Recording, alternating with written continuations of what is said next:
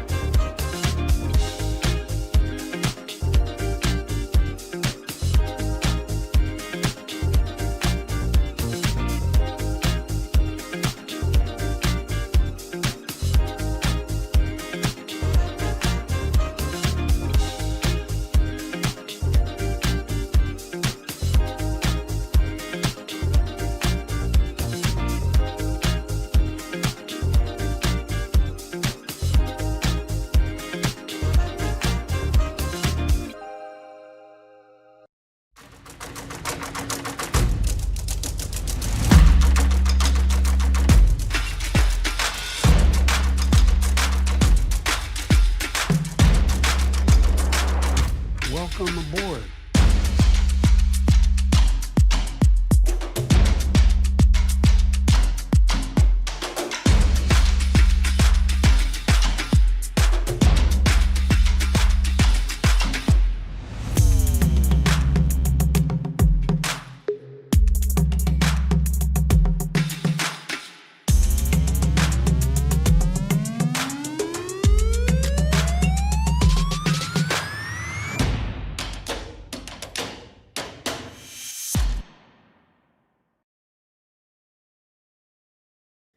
Please welcome to the stage Axios political reporter Hans Nichols.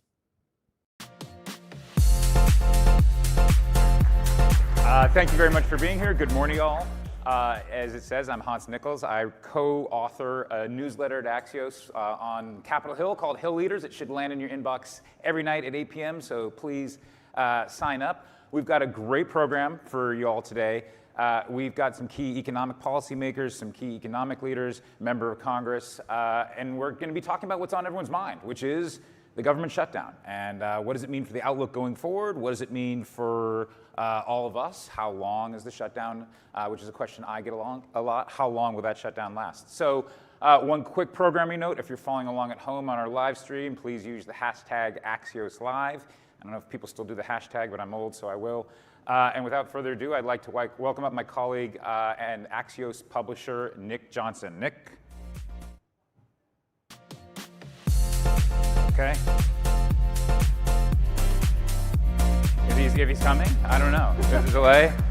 I don't know. We'll do that. We'll do that. Okay. Thank you, Hans. Good morning, everyone. I'm Nicholas Johnson, the publisher of Axios. Thank you so much for taking some time out of your morning to come with us. We're hugely grateful you're here. Also, hugely grateful to all of our partners at Axios. Nothing we do is possible without their support. So a big thanks to Bank of America, who's been helping us with these early morning newsy conversations for almost as long as Axios has been around. So I'm very excited to welcome to the stage for a view from the top conversation from the bank, their head of global economics research, Claudio Irigoyen. Claudio, welcome to the Axios stage. How are you, sir? Good. Like Hans said, let's start big picture. The shutdown is entering its third week. Yes. From an economic standpoint, like in your viewpoint, like what does that mean for the U.S. economy and global financial market? Well, usually 1 week of shutdown costs you about 1/10 of GDP growth. Usually shutdowns have been relatively short. And usually what happens is that at the end of the shutdown, when you restore activities, you pay retroactively people, et cetera. So at the end, the net effect is not significant. This is a direct effect. There is another indirect effect, which is the lack of data to make decisions from the perspective of policymakers. Obviously, the Fed is the focus. But usually, it's not significant. The issue this time that could be different is if you have significant layoffs, permanent layoffs. If you are talking about thousands, it's not a big deal. If you're talking about, for instance, for you to have an idea, in order for an employment rate to go up by 1/10, you need to lay off about 170K people. Right. So we're talking about those numbers, a big deal. If we're talking about thousands, it's not. I want to come back to the data question in a second, but there's one word you said where usually it's not a big deal. We are not in usual times, it feels like. Is there a moment, perhaps like a period of time where you would start to get more worried from an economic standpoint that it's dragged on too long? Yeah, I think, first of all, I don't see any sign of compromise at this point, so I don't see... No end in sight? No. But this is very dynamic and very non-linear. I mean, nothing happens and then tomorrow everything happens. So I would say another 3-4 weeks would be something that we need to be a little bit concerned about. So we've got a little bit of again, 3 or 4 weeks. We'll come back. But again, it's important whether we have permanent layoffs or not. That's very, very important. So like the two things on the duration, but also the result of the potential layoff. Coming back to the data element, we've already missed one jobs report. I mean, we'll probably still have cascading impacts of that. Go a little deeper on what that maybe lack of visibility might mean and how you as an economist are approaching that. What other sources might you be looking at? Okay, so seems to be that for the next FOMC meeting, at least the Fed will have the CPI report, right? Independently of the shutdown. Obviously, if we have a resolution of the shutdown, we want to have some payroll numbers, and then the rest they will have to fly blind. What we do, what the rest of the market does, is to focus on private estimates. We have at Bank of America our own estimates too. And obviously the Fed job is very difficult because inflation, it's persistent. Actually, we have inflation, core PCE picking up towards the end of the year around 3.3, 3.4%, which is higher than the current numbers. And the labor market is extremely difficult to read because you have some weakness in the labor market, at least lower payrolls, but there is a tightening of immigration that might be masking weakness, which is not slack in the labor market, because if you got tightening of immigration, the unemployment rate do not necessarily go up, which is the important statistic for the Fed. And if that's not enough, the weakness in the labor market does not translate into weakness in consumption. Consumption has been very strong, especially middle and higher income brackets. So it's a very difficult situation for the Fed. I mean, that kind of dichotomy is translating itself into central bank policy around the world as well. And it's leading to banks not necessarily acting in unison. What is your big picture view on that and what it means for the outlook, I guess, for global inflation, with some banks raising, some banks cutting? Not really a consensus view globally. Yeah, first, I mean, forgot to mention that in this state of blindness, probably the Fed will cut again in October. It will be another, they call it risk management cut. The rest of the world, I think, is influenced by what's going on in China. In China, you have a significant excess capacity, and that overcapacity is being exported to the rest of the world, ex-US, because imports from China drop significantly, and that creates deflationary pressure in goods. So that allows other central banks to cut interest rates, or allowed central banks to cut interest rates faster than other, in particular in emerging markets. The Fed is different because, as I said before, you have weakness in employment, but very persistent inflation. So the Fed waited longer than other central banks to start cutting rates. Right. I'm glad you mentioned China. I want to dig into a little bit of the trade war. I mean, it's up, it's down. Like, I haven't checked Truth Social lately, so I don't know the current state of trade negotiations with China. What is your view globally on like what regions might be best positioned to ride this uncertainty out? Well, when I talk to hedge funds, they want to know whether rates will go up or down next week. But when I talk to CEOs of companies, they want to know how geopolitics is going to look 5 years from now, because this is the amount of time that you need to relocate supply chains. And globalization has been, I will produce in the countries where it's cheaper to produce, it's more efficiency-based allocation of capital, and we are moving towards a world in which you produce where it's safer to produce. You don't want a pandemic or a geopolitical accident caught you depending on critical inputs coming from the wrong side of the geopolitical divide.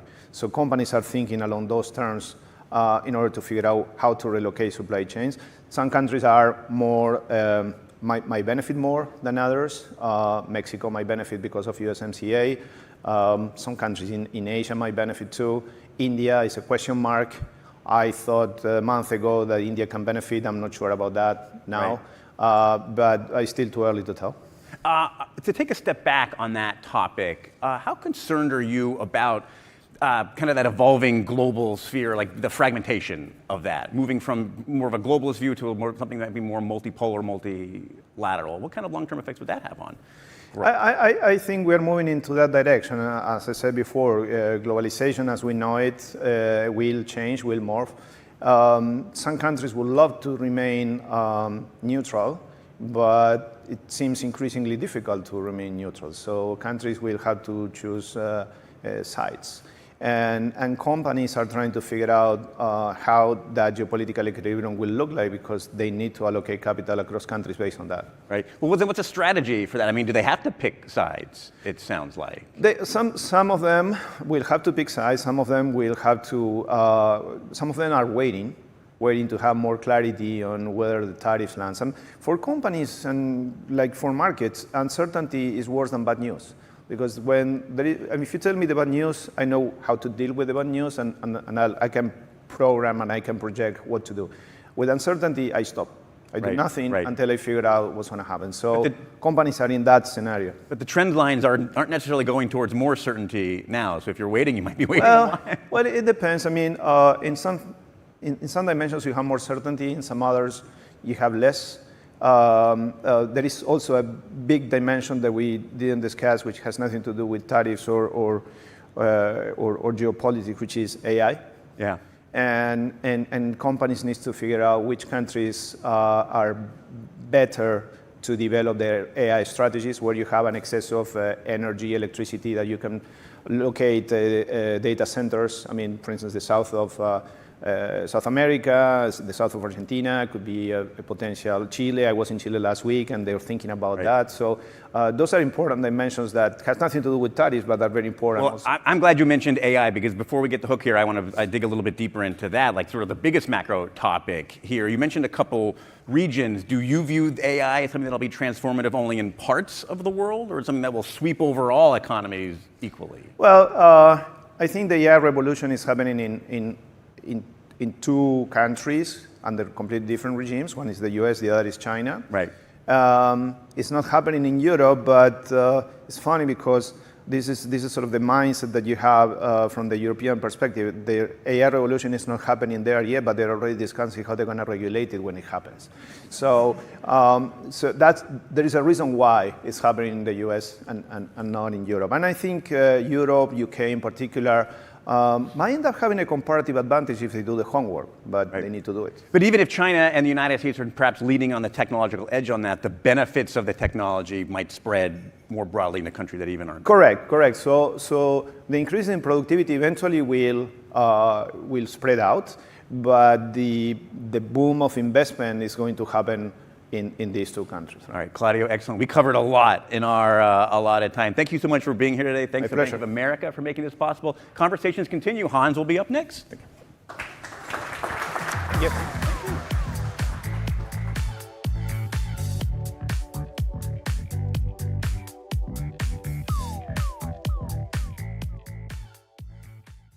Welcoming back to the stage, Hans Nichols. Good morning again. I'm back. I'd like you to join me in welcoming our, I think it wrote down here, the newest member of Congress, but he's the newest sworn-in member of Congress. Please help me welcome Virginia Congressman James Walkinshaw. Congressman. Thanks for doing it. Welcome. You're new to Congress, somewhat. You were a longtime congressional staffer. Yeah. You've been through a lot of shutdowns. I'm going to start off the question that I previewed earlier, which is, when's this shutdown going to end?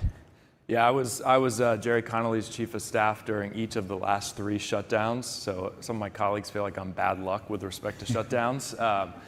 It's hard to say. Obviously, the House is out again this week. Unfortunately, Speaker Johnson canceled the scheduled votes this week, so there are no real negotiations taking place. I guess if I had to give an over-under, I would say 30 days, which would be the end of this month. November 1st is open enrollment for the Affordable Care Act. So those families, including my constituents who are getting the notices now about their premium increases, are going to have to go into the healthcare.gov or their respective state exchanges and make those very hard decisions about their healthcare coverage for next year on November 1st. I think that could be a forcing function. So if it's a 30-day shutdown, that's the over-under. Would you take the over or the under? I'll take the under. We're optimistic this morning. I'll take the under. Okay. Yeah. How does this shutdown feel different? You mentioned, so this is your fourth. How does it feel different? Well, in our region, in the DC region and in Northern Virginia, I think it feels different because it comes on the heels of 9 months where, from my perspective and a lot of my constituents' perspectives, the Trump administration has been shutting down much of the federal government anyway, right? So USAID was shut down very quickly. The Consumer Financial Protection Bureau shut down. Much of the Department of Education shut down. Offices within agencies that President Trump or the Trump administration don't like shut down. Hundreds of thousands of federal workers, losing their job through whether it's RIFs or layoffs or forks. So it comes on the heels of that, which makes it very, very different for our region. Federal employees and workers and contractors have already been hit very hard. So they see this as kind of one more thing in that list of assaults they've experienced. So you're almost describing this as a rolling shutdown that in some ways started January 20th. That's right. Yeah, that's how my constituents and federal workers and folks, I think, in our region have experienced it. How many of your constituents are federal workers? About 60,000. Okay, and of those 60,000, do you have any sort of ballpark figure on how many have already lost their job? If you kind of extrapolate out based on, so there were about 2.5 million federal workers when the Trump administration started, maybe a little bit less. By some measures, 150 to 200,000 have left or lost their jobs, so 10-ish%. Okay. That would put the number of my constituents somewhere between 5,000 and 10,000 who were working for the federal government in December of 2024 and are no longer working for the federal government today. Have you heard from anyone that's either was initially doged or furloughed that is either out of work or missing a paycheck that says, hold the line, healthcare is that important to us? I hear that regularly. I hear from federal workers, I hear hold the line because we need to stand up to the administration. I hear from federal workers who recognize the healthcare nexus in that if and when the Trump administration fires them, they recognize that they could be one of the people who needs Medicaid coverage in the Commonwealth of Virginia, or they could need an enhanced premium tax credit on the Affordable Care Act exchange if they go from a 2-income household to a 1-income household. So some are making that connection. What's the call volume like? Sort of keep it shut down, hold the line versus cut a deal and do a short-term extension and then maybe figure out the ACA exchanges? Well, I think everybody, including those who say hold the line, want us to hold the line to get to a negotiation. Sure. That's what federal workers want. That's what folks in the private sector want. So that is the overwhelming call volume. Hold the line to get to a negotiation, not hold the line for the sake of holding the line. So overwhelming is call volume, as you said, is that side of the equation. Yeah. What percentage are telling you to open it up? That's a very small percentage. Huh. Yeah. Okay. How did that differ from when you were chief of staff or at oversight? The 13 shutdown, very unpopular. The 18 shutdown, I'm not even certain what it was about. Yeah. How does it differ? It's a big difference, and I think it's a result of what folks in Northern Virginia have experienced from the Trump administration over the last 9 months. Okay. And they're kind of at their wits' end, and they're looking for any possible scenario to slow down, push back, make a point about the terrible things that have been happening. Okay. Staying in Northern Virginia, or the broader state of Virginia, you got a governor's election coming up. How's it looking for Abigail Spanberger, and does the shutdown motivate your base and in some ways help her politically? I think Abigail is in a very strong position. We obviously can take nothing for granted.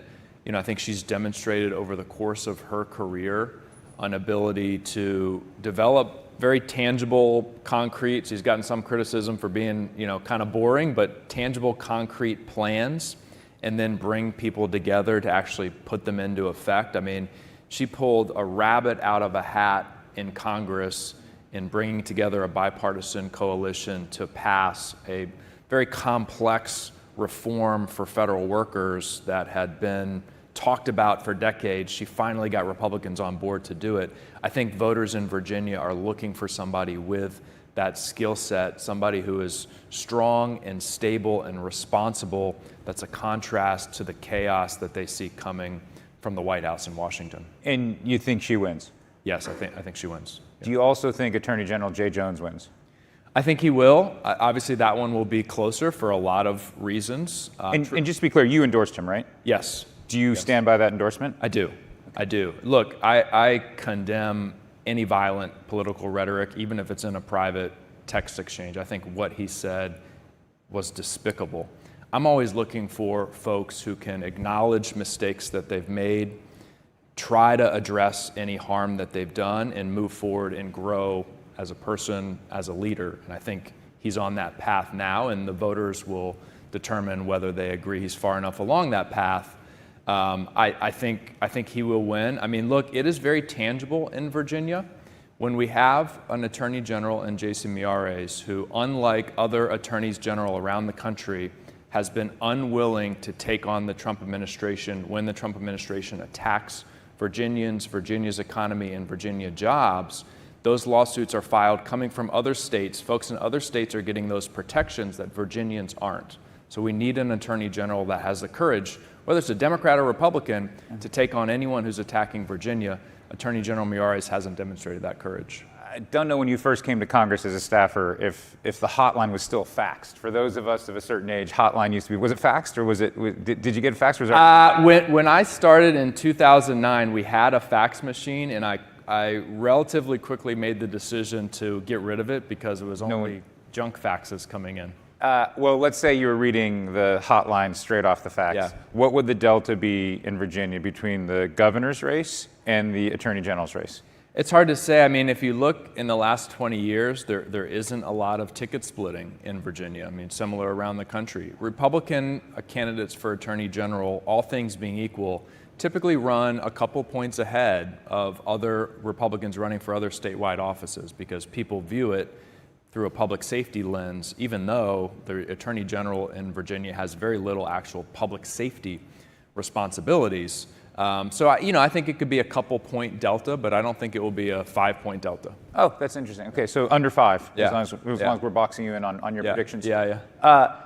You're on oversight. You were the staff director of oversight. You I were was chief not. of staff. That's right. Okay. Yep. What do you, if the Democrats win the majority, Yeah. what are the first investigations that oversight needs to do? For me, it would be DOJ. I think there's a lot of work that needs to be done to understand DOJ, especially early in the administration. What laws and policies were violated. We know, and there's a whistleblower who I've met with, Chuck Borges from the Social Security Administration, who blew the whistle on the fact that the personally identifiable information, the most sensitive data, including the Social Security numbers of every American and every person in this room, were taken off of a secure server and put somewhere in an insecure cloud environment without the right protections. We don't know what has happened to that data. We don't know how or why that decision has been made. I think issues like that have to be fully investigated. What does the investigation look like? Do you subpoena Elon Musk? Like who comes and testifies before your committee? I think all of the above. I mean, absolutely, Elon Musk and high-ranking DOJ officials need to come before the committee and explain decisions like that one at the Social Security Administration. Okay, that's the first investigation. Yeah. I imagine you'll be busy. What's the second? Yeah, I think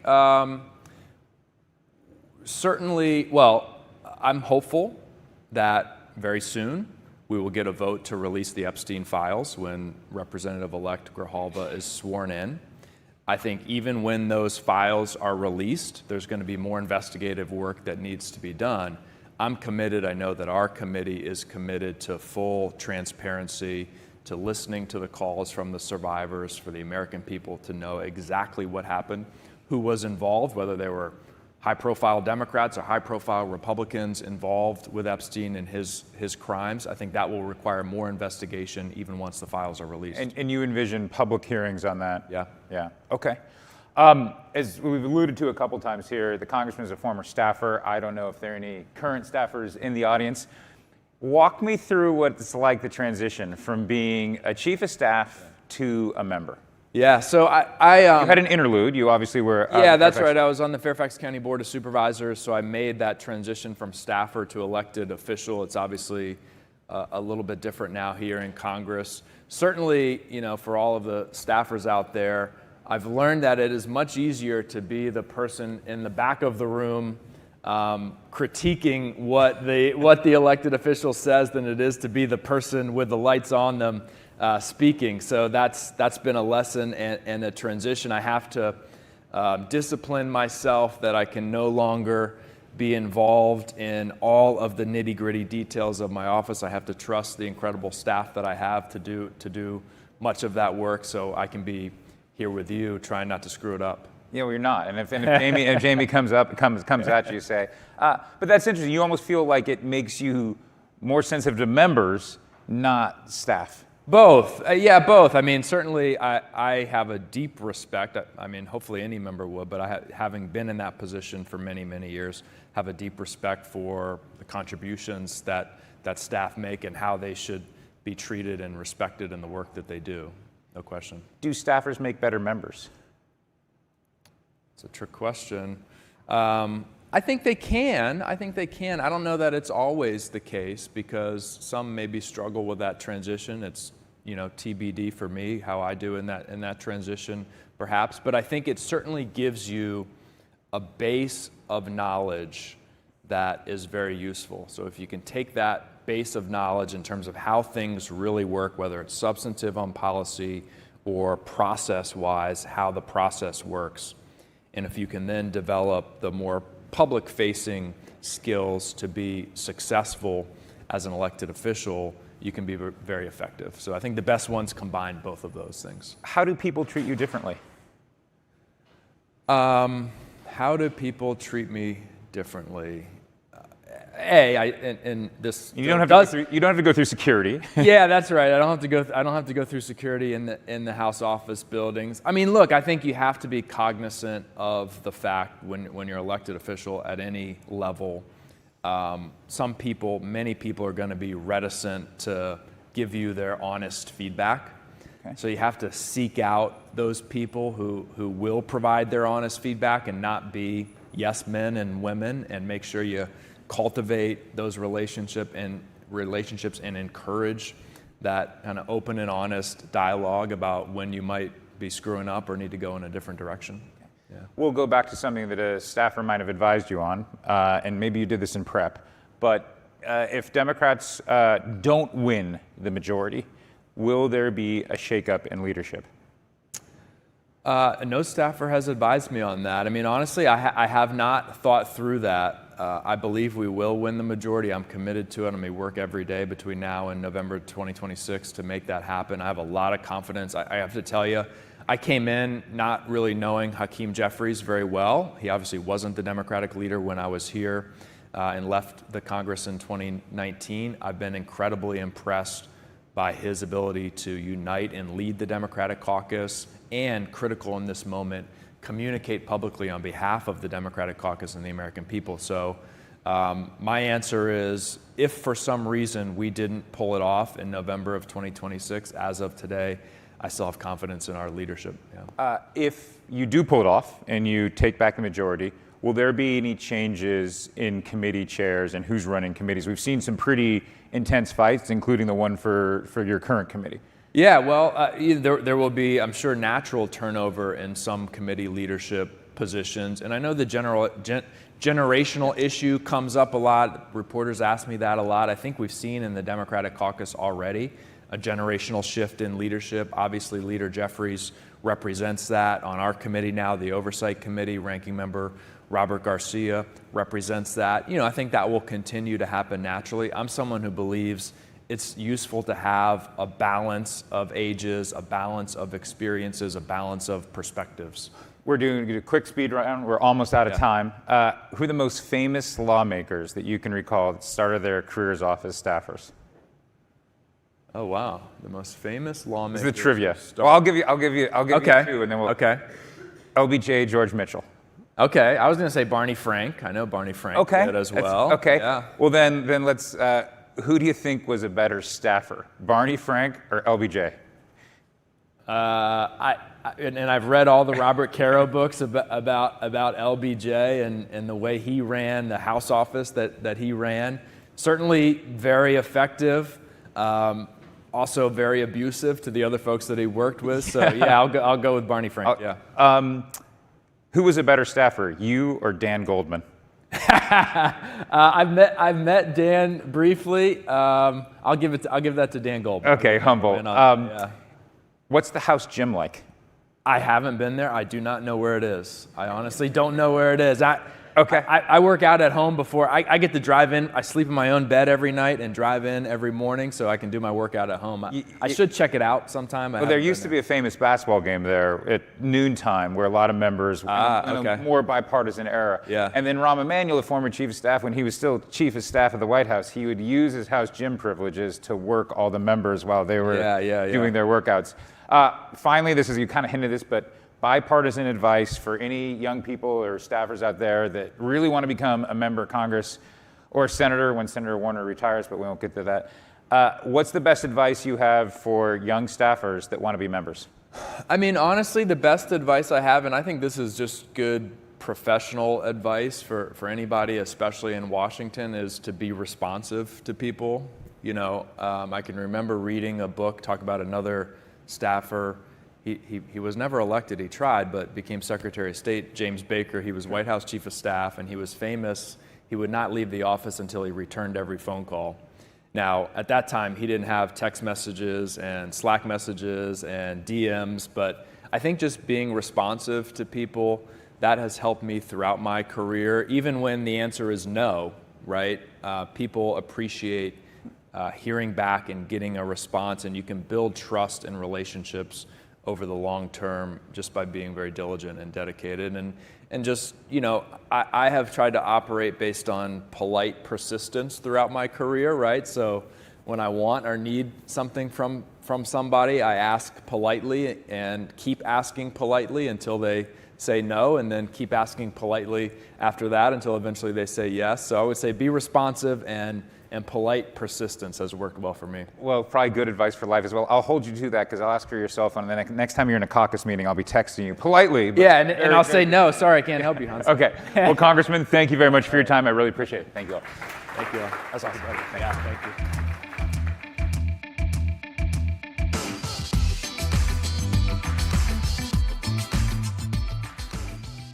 Please welcome to the stage Axios Chief Economic Correspondent, Neil Irwin.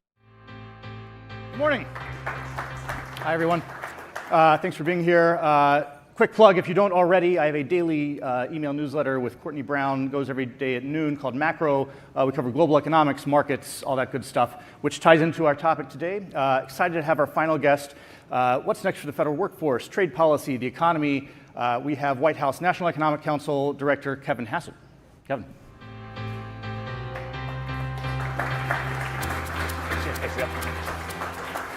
All right, let's dive right in. The government shutdown, the topic of the day. Where do we stand from the White House's point of view, and are there off-ramps ahead for ending this thing?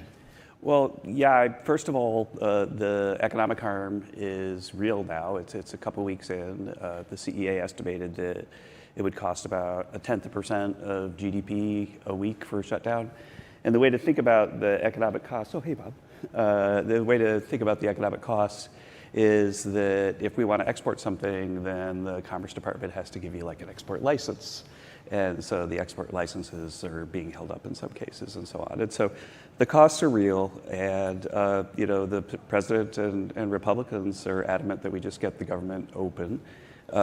People forget sometimes, one of the things when we call it the Schumer shutdown, that there were 13 CRs that were clean when President Biden was in office. But what people forget is that meant that Republicans played along each time. They had about 80 votes on average for those things. And so I think the traditional Senate morality is that it's your job to be a moderating influence in Washington. And these, even moderate senators, are, I think, not fulfilling that duty. And the question then is why? I was at an event yesterday at the White House at the Rose Garden honoring Charlie Kirk. There are a number of senators there. And I was just asking people around the edges, why is it that the Democrats are holding, moderate Democrats, I've got lots of friends. I've been in town for almost 30 years, both sides of the aisle that I have high regard for. And I heard 2 or 3 different times from people, but these were Republicans telling me, so I don't know if it's the way Democrats are thinking, and I'd love to know what you think about this, that there's a No Kings protest coming on the 18th, and that the moderate Democrats are worried that if they open the government before then they'll run into all sorts of political risk of being primaried and so on. I don't know if it's true, but if it is true, then it means that maybe on the 19th we can get this thing open, as we should have all along. Do you see, so for example, Congressman mentioned November 1, the Affordable Care Act insurance marketplace is open. Is that a hard deadline? Are there any kind of clear deadlines coming up? I think that the president has a strong position that they need to open up the government, agree to open it up as we have, every day practically passed a bill to do so, and then let's go back to, normal order and start negotiating things along the way. But to negotiate things, under duress with a government shutdown is something that is not acceptable to the president at all. He's not going to budge. And I can tell you that, I've been in the White House, as you know. We've also known each other a long time. Since 2017, I was the chairman of the Council of Economic Advisors, and I came back. And this is the 3rd time the Democrats have basically shut down the Congress while President Trump has been there. And so it's almost like there's a political strategy that's the equivalent of trying to freeze the place kicker or something, where since President Trump has knocked so many balls out of the park and had so many wins, that they're trying to slow his momentum by just shutting down the government. And I certainly hope that's not true. So we've heard even some Republicans show some openness to extending at least some of the Obamacare health insurance subsidies that are the crux of this debate. What is President Trump open to negotiating on the? I think that President Trump is open to negotiating once the government's open. Gotcha. And I think that's his position. All right, let's talk about the economy. We're seeing robust GDP growth. A lot of that's due to AI and data center investment. Job growth looks a good bit weaker. Do you worry that this GDP surge is not something that's really benefiting American workers? It's a thing that is a puzzle. We've got really high productivity growth. We've got GDP growth for a couple quarters in a row in the sort of 3 to 4% range. And normally when that happens, then you see strong job growth.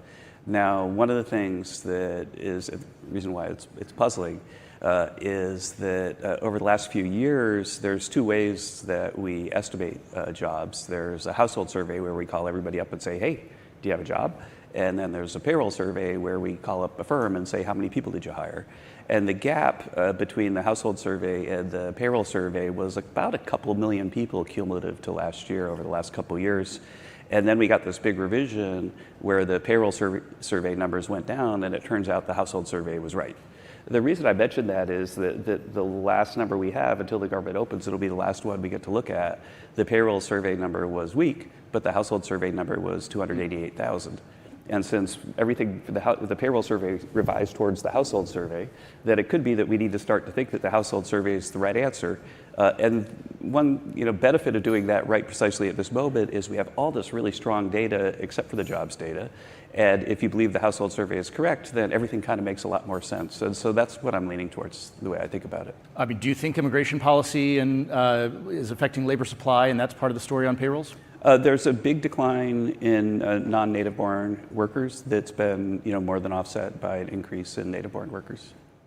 So one worry we're hearing more and more out there is that even if you do believe AI has huge transformative potential, we could be in a situation where there's an investment bubble, that there are risks of that popping, kind of like 2001. Are you worried about that? How would the Trump administration deal with any kind of correction in asset markets? Well, I mean, we've got a lot of people that have been through the ups and downs of all sorts of things. I was in the White House when we had a minus 32% quarter because of COVID.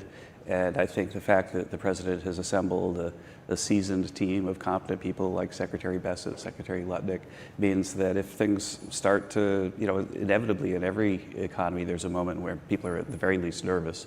When things are challenging, I think that we've got a team the president's assembled that'll be up to that challenge. With respect to the AI, I think that there's a horse race going on right now where everybody thinks that they're going to reach the point where they're the one and they capture the whole market. And I think that that horse race has been super productive.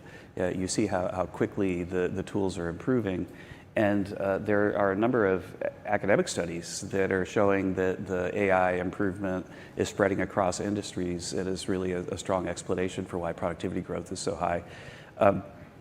My belief is that you don't have to think about something popping or don't have to think it's a high probability, because the productivity gains are so high across the board that means that each one of the AIs that people are using is providing a lot of value add. And I think that if you have the third best AI, it could still help you run your shoe store or something. And so that the sort of calamity that might occur if somebody were to all of a sudden jump to the top is something to worry about. But I think that the value, put it this way, you can remember when the computer came out, we had my old friend Bob Gordon saying that it's like everywhere but in the statistics and so on. Well, the thing about AI is it's in the statistics already.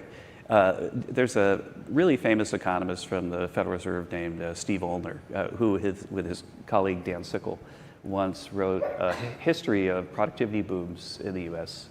And they found that the productivity booms were never observed by policymakers in real time and were only evident upon benchmark revision.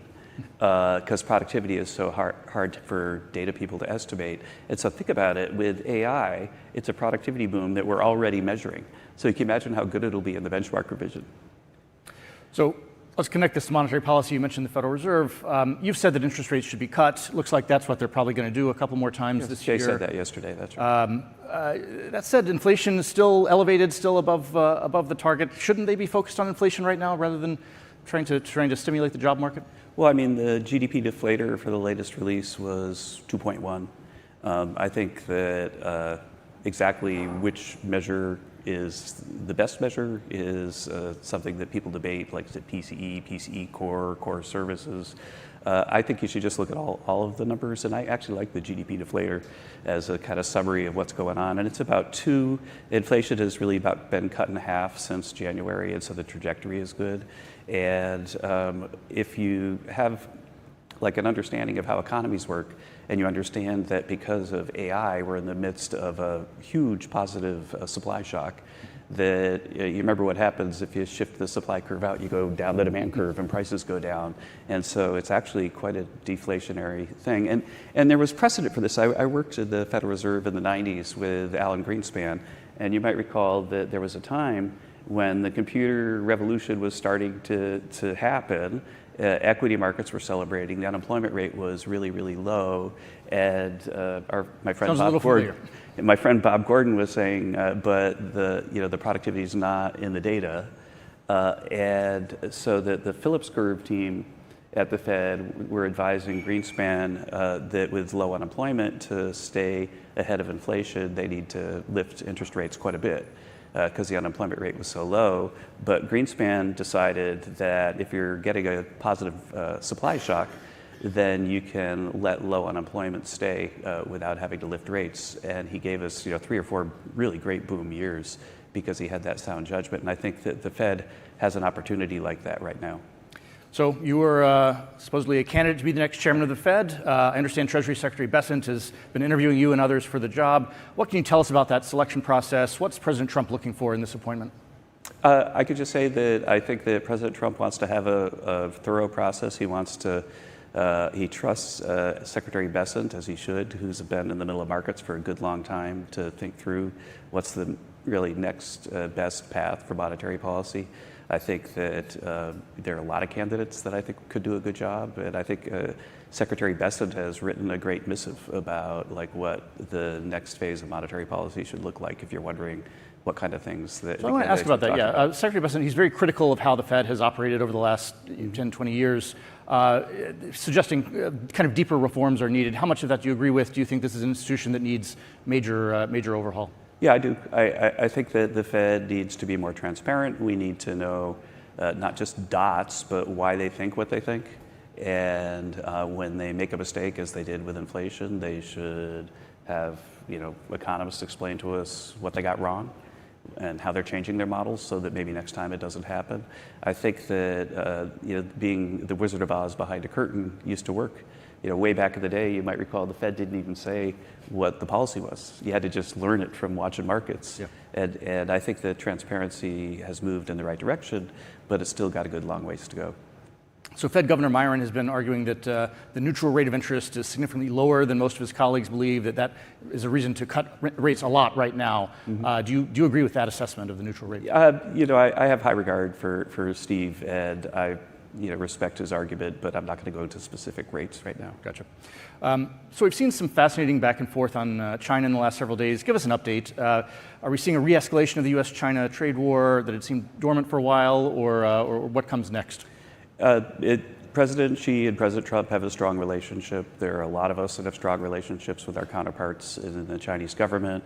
And to be honest, we were pretty surprised when all of a sudden, out of the blue, they really ramped up pressure with this rare earth thing. It sounds like a minor thing, but it can be a big disruption to the economy if they really went ahead. And my judgment is that the imports from China to the U.S. have gone down a lot, but China's economy, which is kind of teetering on the edge of recession, I think, has been able to withstand the pressure from our trade policy by selling a lot of stuff to Europe. And I think that they recognize that since they're funding the Ukraine war and doing other things that we disagree with, that there's a chance that Europe is going to maybe start to have a parallel policy to us. In other words, that Chinese exports are going to be more or less walled off from the developed world. And they don't know how to think about that. I know how they should think about it. They should rejoin the law-abiding community of nations, be respectful of their trading partners, and be trustworthy partners, and not hold people hostage. I think the Chinese rare earth position is very similar to what the Democrats are doing in the Senate by keeping the government shut down.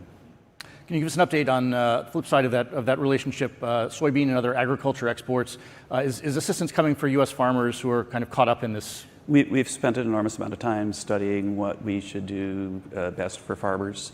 And at the senior level, the essential employees that are still working but not getting paid are working very hard on a plan. And I expect that when the government opens, that very soon after you're going to see what President Trump's plan for farmers is. But it's really quite clever and generous. I can say that. Finally, so you served at a high level in the previous Trump term. Now this time, what are the biggest differences in how this administration is working compared to 8? I didn't expect that I would be back. I kind of used to joke to my friends that I was Trump season 1, and in Trump season 2, I'll probably be the Christmas special or something. And then here I am in the season. I think that what President Trump has done, when I look at the team that we've built, he's built a team of people that are a mix of new, talented people and older people that were here for the last administration, like me and Stephen Miller, that sort of understand a little bit about how to make a White House function well. Incredibly astute leadership from Susie Wiles, and with a few exceptions, like really, really strong collegiality. We were talking behind stage that.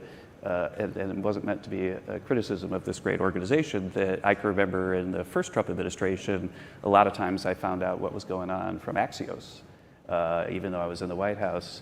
And that was because everybody who ever had a disagreement with anyone else would then call every journalist in town and say that other guy is totally a jerk or something, and it'd be a great story.